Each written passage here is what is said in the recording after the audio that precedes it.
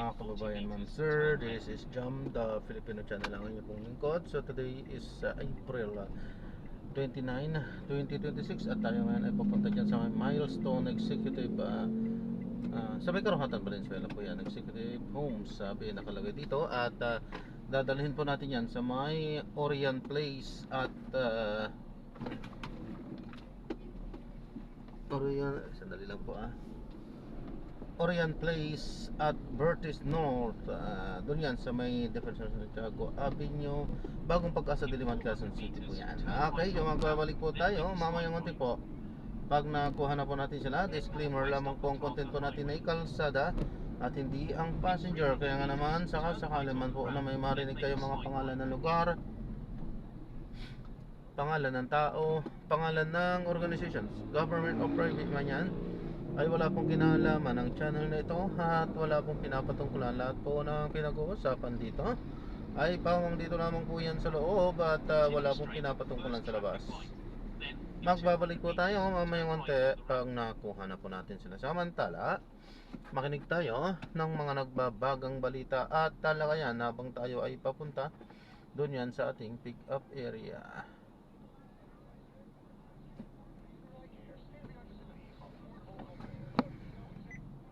Bunsod ng sitwasyon sa Middle East. Ayun, nainip na yung UAE sa kaguluhan na yan, kung kailan mare-resolve ba yan. Ang UAE po mga kapuso, United Arab Emirates, ay parte po ng OPEC. Pero sila po ay nag-design na kumalas na po sa OPEC, Organization of Petroleum Exporting Countries. OPEC Plus pa nga eh. Meron pang kasamang ilang bansa dyan sa kanilang cartel na daw yan eh. Ayon po sa Energy Minister ng UAE, nais nilang bigyan prioridad ng kanilang energy field at sektor ng petrolyo. Kasi hindi na makalabas yung kanilang mga tawag dito, yung kanilang mga produkto. Alam nyo po yung OPEC na yan mga kapuso. Kaya nasabi natin cartel. Sila po yung nagdidesisyon, hindi lang sa presyo at saka sa supply, pati sa production. Kung gusto nilang mag-produce ng marami, pwede silang mag-produce ng marami. O kung tumataas bumababa ang presyo ng produktong petrolyo JM, gagawin nila, iipitin nila yung production nila. Tataas ngayon yung aalagwa ngayon ng presyo sa pandaigdigang pamilya. Ayan ang UAE po, kumalas na. Gusto nila maging flexible daw sila. Ayan tayo naman mga kapuso ay naghahanap din ng iba pang mapagkukunan sa gitna po nitong nangyayari pa rin tensyon sa pagitan ng Estados Unidos, Israel versus Iran. Mayroon na daw tayong pwedeng pila na ibang lugar, petrolyo o Russia naman. Ayon po kay Energy Undersecretary Alessandro Sales, nagbigay muli ang Amerika ng 30 araw ng waiver para sa lahat po ng bansa na gustong magangkat na langis at mga produktong petrolyo sa Russia. Epektibo po ang waiver mula April 17 at tatagal hanggang May 16. Yan, nagbigay na rin po ng waiver ang Estados Unidos sa pag-aangkat sa Russia na pinatawan ng sanction dahil po sa pag-atake sa Ukraine, pero nag-expire na noong April 11. Ito, panibago po ito. So, meron tayong panibagong source. Melo del Prado, Super Radio, DCWB. Pero itong mga galawan na ito ng supply ng petrolyo at saka ng pera natin, paglakas ng piso o paglakas ng dolyar o paghina ng piso kontra dolyar, talagang may epekto po yan sa lahat, pati sa pagnenegosyo. Well, no one. Yan Nagkaroon ng oil problem na pagtaas ng presyo ng oil, sinaipan ko po yung pagtaas ng cost ng raw materials. Pero ngayon, hindi na kaya. Dami mga retailers and importers na kunin yung maintain yung price. So we're really personally praying and hoping na bumaba na talaga yung exchange rate na to dahil we can only do so much on our level. So I hope the government does something about this. Yung importer po yan ng tela para sa clothing at iba pang gamit sa mga beverage business, si Brian P. ang ating pong narinig. So ang import sector, siya pong matatamaan dito sa paglakas o paghina po ng piso kontra dolyar. Mga kapuso, alas 6. Ayan, so na-drop na natin sila. Marami. Huwag kayo mahuli sa mga balita. Sundan po ang aming mga social media account ng Super Radio. Dito na tayo, kukunin na po natin. Subscribe sa aming YouTube channel, i-follow kami sa Facebook, sa TikTok. Doon ako sa kilala ko na Hatan Service Road, NLEX for 5 kilometers. Rightness. Keep left and continue straight. Ipilit at hingin. Basta rightness. Dahil gusto namin na gumaling kayo. The journey to crown the next Miss Universe Philippines begins. Playtime Entertainment presents Miss Universe Philippines 2026, celebrating Filipino content excellence. Follow the journey on Playtime Entertainment Facebook. Playtime Entertainment, born for happiness. Playtime Entertainment, born for happiness.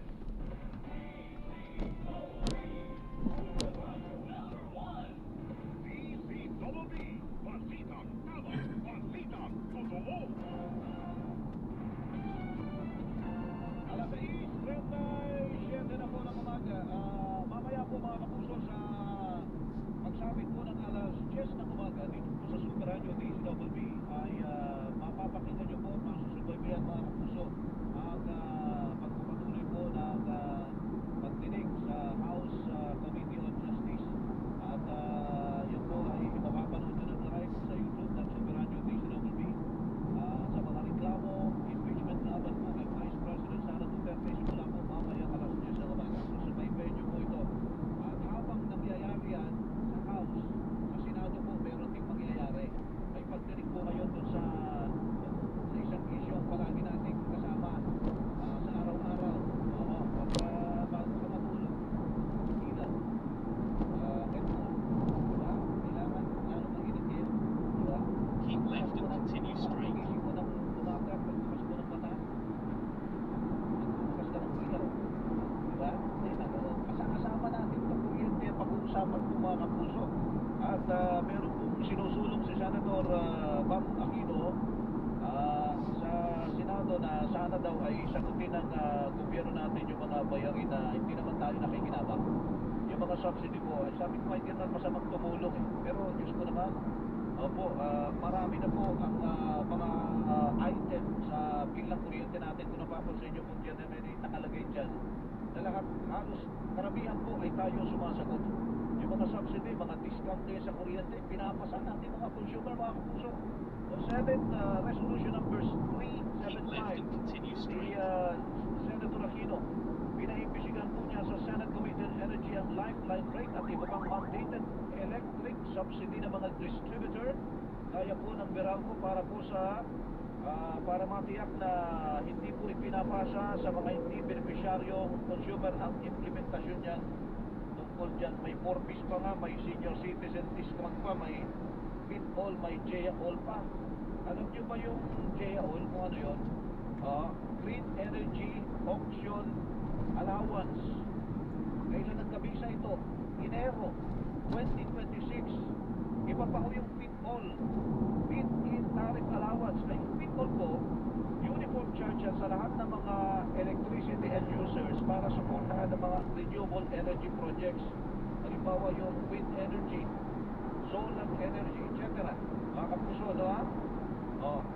Parang ulitin nyo, parang magkabuka itong FitAll saka JAall. JAall, Green Energy Auction Allowance naman ito. Oo. Ang sinasaklo po nito yung mga bagong competitive renewable projects. Renewable din. FitAll renewable. Green Energy Auction Allowance. Renewable din eh. Gawin nyo ito para magkaroon tayo ng mga ganito mga proyekto, mga kapuso. Negosyo ito ng mga yan, nandyan sa energy sector susuportahan pa natin tayong mga tao, lahat tayong mga consumer, mga kapuso. Maya-maya po makakausap natin itong mga nandyan po sa sektor na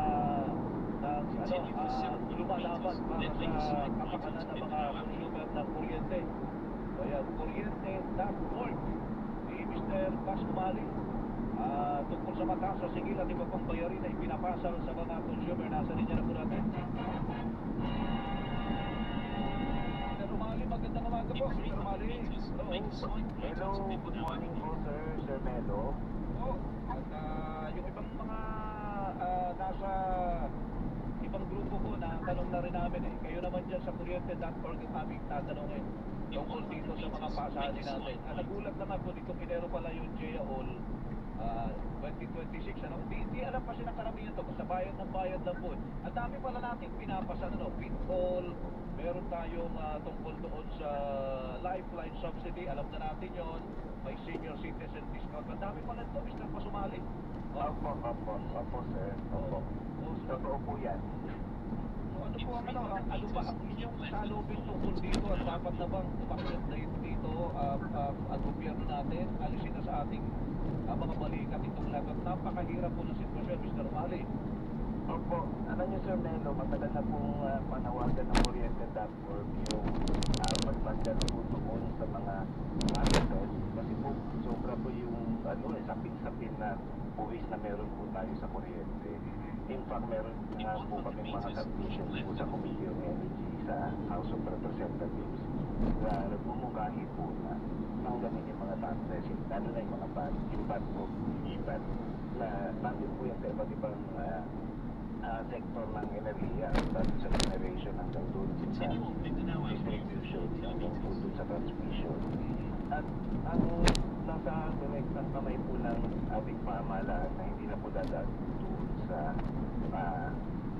legislation ay yung nasa direktang control po ng Energy Regulatory Commission ng ating regulatory body.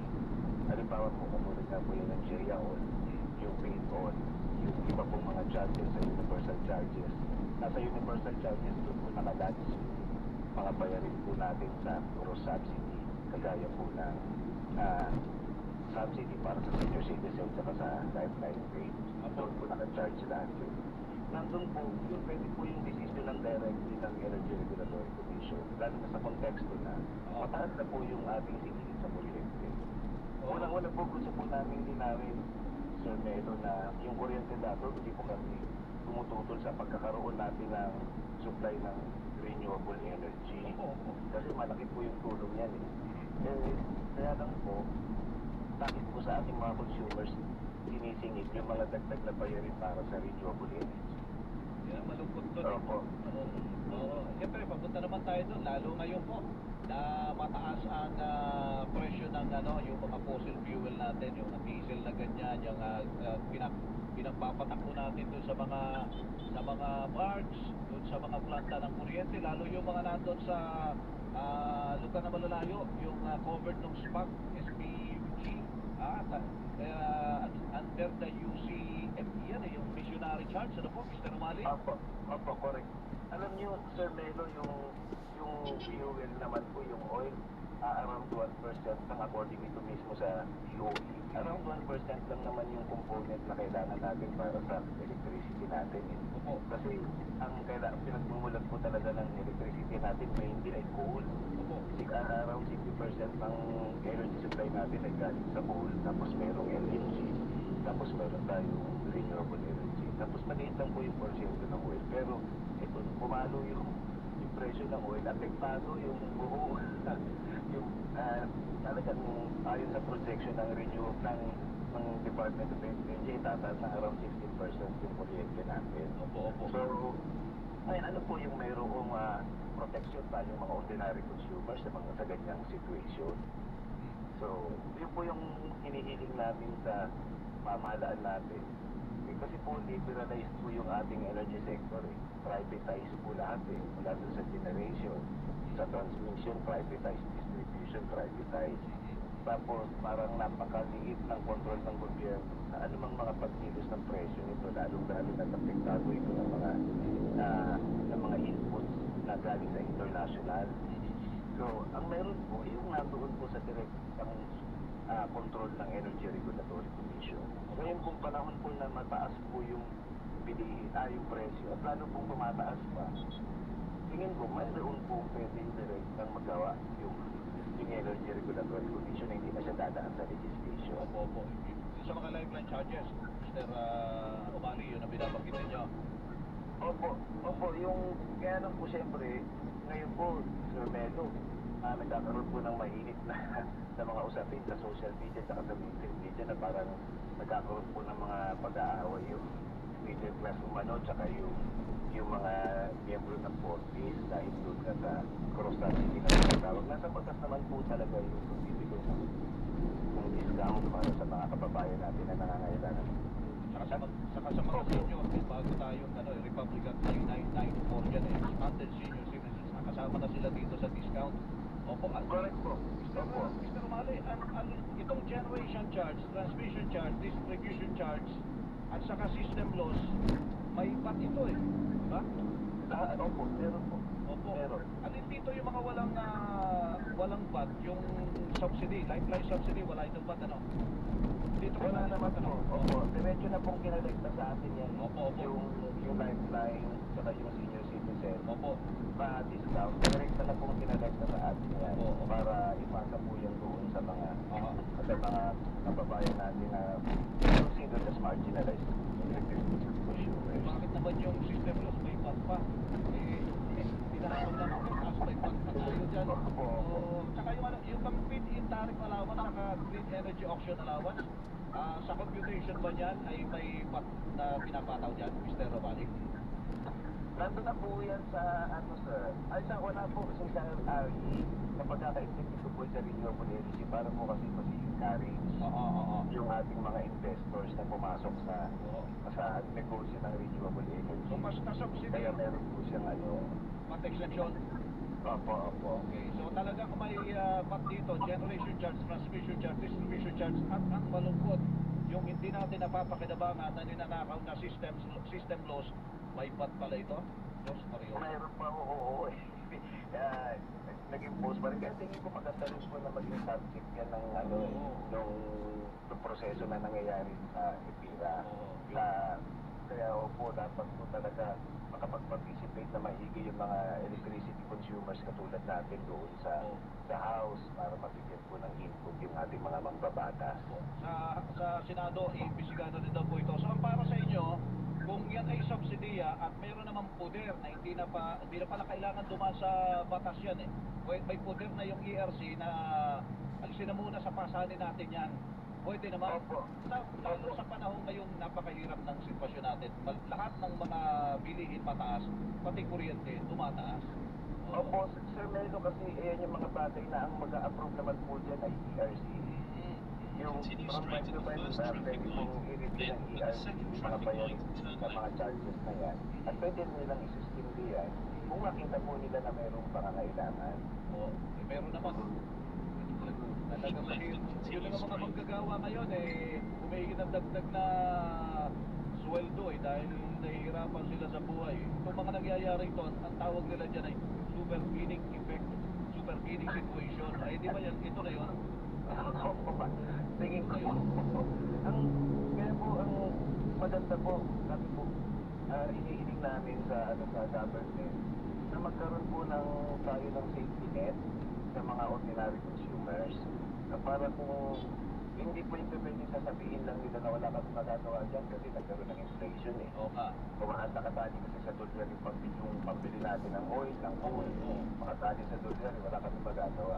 Ako po, parang medyo hindi ko po masyadong matanggap yun. Pwede po wala po kayo magagawa doon sa aspeko na yun. Pero dito po sa local natin, malaki po yung magagawa ng pamahalaan. Bakit hindi po tayo gumawa ng mag-devise ng safety net program para sa ordinary consumers. Nang sa ganun, meron tayong safety net na hindi tayo basta-basta matatamaan. Kung ano man yung adverse impact na nangyayari. Kung ano man yung adverse impact na iahatid ng liberalized na energy sector natin. Sige po, Mr. Romali. Salamat po sa inyo. Good morning po. Maraming salamat, Sir Melo. Good morning. Good morning. More power po sa inyong programa. Salamat po. Mr. Romali, National Coordinator ng Kuryente.org. Alas 6:51 na po ng umaga. Radyo na TV Palabanan ng Fake News. Dapat totoo. Melo del Prado sa Super Radio DCWB.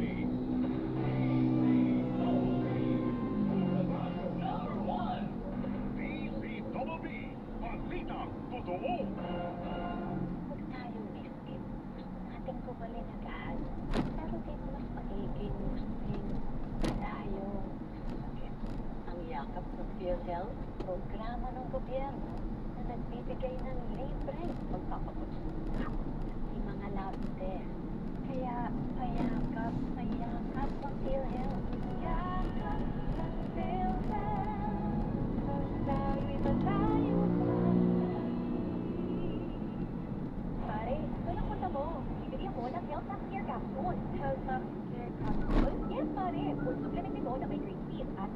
Acerola, wolfberry, waterberry, cranberry, raspberry, bilberry, at mangosteen. Alaga ako sa Health Max Care. Yan ang gusto ko. May berries na, may mangas din pa. Bibili na din ako niyan. Ang Health Max Care Capsule ay mabibili sa Mercury Drugstore nationwide. Para sa katapusan, Continue mag-text o tumawag sa 500 meters, then turn left onto 0922-505 at 8400-5266. Malaking paalala, ang Health Max Care ay hindi naman nagiging kapag pinag-usapan sa mga sabi. Ang tubig nyo ba'y pinakukuluan o binibili pa para iwas sa diarrhea, cholera, typhoid, dysentery at iba pang waterborne disease? Uminom lamang ng malinis na tubig. Para sa malinis na tubig, mag-Aquatabs Water Purification Tablet. Isang tableta para sa 20 liters na tubig. 7 pesos 50 centavos lang at SRP. Tumawag sa Healthlink 211 Pharma Incorporated 02-858-46904. Mabibili sa Mercury Drugstores at the Generics Pharmacy nationwide. Proclus Sodium is the generic name of Aquatabs. If symptoms persist, consult your doctor. Mga kapuso, pagdating sa sobrang sakit ng katawan tulad ng back pain, knee pain at iba pang body pain, mainam na uminom ng gamot na bukod sa magaling. Gentle din. Ang products na may kontramaga na pangunahing dahilan ng sobrang sakit ng katawan. May pag-aaral din na ang naproxen gaya ng Flanax ay may mababang risk sa puso kaya panatag sa Flanax. Laging tandaan, pag sobrang sakit, panatag sa Flanax. Panatag na Flanax. At para lalong panatag, tingnan kung may QR code sa likod ng kada Flanax na bibilhin. Pag may QR code, panatag na legit, panatag sa Flanax. Kaya pag sobrang sakit, panatag sa Flanax. At kung minor muscle and joint pain naman, also available, Flanax Hot Rheumatic Body Pain Cream. Non-greasy and non-staining, kaya convenient to use anytime, anywhere. Naproxen Sodium is the generic name of Flanax. And methylsalicylate plus menthol plus Head south eugenol on is the Mindanao generic name of then Flanax Hot. If symptoms Head persist, south on consult your Mindanao doctor. then Flanax. in 200 Sobrang meters, sakit, turn left panatag onto sa Flanax. Mindanao. Panatag sa Flanax. Good morning, my dear Flor. Dibigyan ko kayo. Bakit hindi kayo manuyuan? Hindi! Sorry, hindi kita nakita. Nagalitan sa tuloy. Good eyesight makes perfect moments. For expert eye care, state-of-the-art facilities, affordable eyewear. Go to EO. EO, love your eyes. For expert eye care, come to EO Executive Optical with over 300 stores nationwide. EO Executive Optical, love your eyes. Araw-araw, MX3 para extraordinary. Alphabet at gaman ang kapito. Naibuhihin at anak mo at natutipento. With MX3, with MX3, with MX3, dito ako believe. I am Dulce, your power singing diva. Sa MX3 capsule, dito ako bilis. Mahalagang paalala, ang MX3 capsule ay hindi gamot at hindi dapat gamitin pang gamot sa anumang uri ng sakit. Ang galing! Pang matagalan. Parang tayo lang ano. Everest Appliances. Babe, ano ever best decision mo in life? Siyempre, building a home with you. Everest Appliances.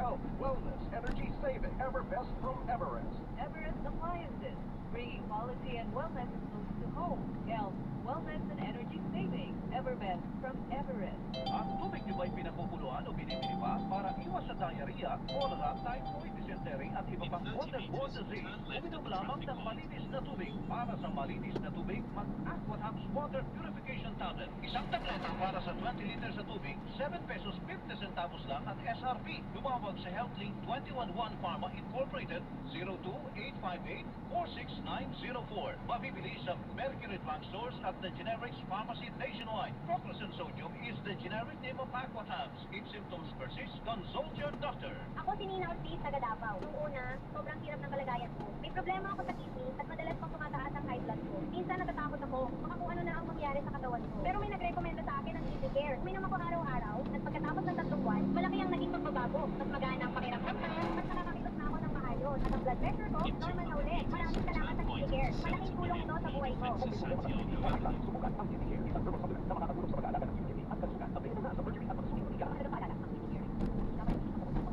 Dessert. DCBB. Balitang tama. Balitang totoo. Alas 6:56 na po ng umaga. Ito pakinggan natin ang tungkol sa kuryente. Ay, Ay, nako. Bakit doon tinuturo sa Ito kabila? na, Melo del Prado sa May Super daan po Radio dito. Bertis Estate na po kasi ito. Hindi yan responsibilidad ng mga electric consumers. Dapat yan yung mga nagnenegosyo Doon, ito. sa Ito na. transmission, Doon po sa may sasakyan na lang. nila yun. Dapat may equitable sharing ng burden ng crisis. Hindi pwedeng doon pa rin ang talaga kumakarga tinuturo. ng crisis Paikot ay pa ang po. mga mahihirap natin kababayan na nagtatrabaho. Tingin sa kuryente pa rin ang Ito na lang pinag-usapan. po. Jerry Arances, convener, Power for People May lusot na. Coalition. Yung sitwasyon po natin ay meron nga pong hila. Hindi ko po nasasabihin kung saan dahil ayaw po magkaroon ng Sir, i-charge niyo po muna. assurance sa ating mga Pero may laman naman. areas or visionary areas. na Yan, ginagawa 85 yung natin ano, lahat apat. ng kaya natin gawin. So may mga ibang planta na ilang araw, may mga Yan, ibang mag- planta magdideduct na yan. ilang siglo. Okay na, So, sir. wala pong Ah, utang thank you po. sa- Sige po, ingat po. Video, God bless po. Kasi yung processing time po natin ng ating mga universal charges ay Minutes and 90 72 to a.m. 150 days depende po sa kompleto po yung mga pinadala nila. At dapat kaya po ito, even before yung Iran conflict, ay hindi po Ayan, so na-drop na natin sila. Maraming salamat po sa panonood. Hanggang sa muli. Ingat po at God bless. Paalam po muna pansamantala tayo ay gagawa na ng ibang video sa ating susunod na mission. Paalam po.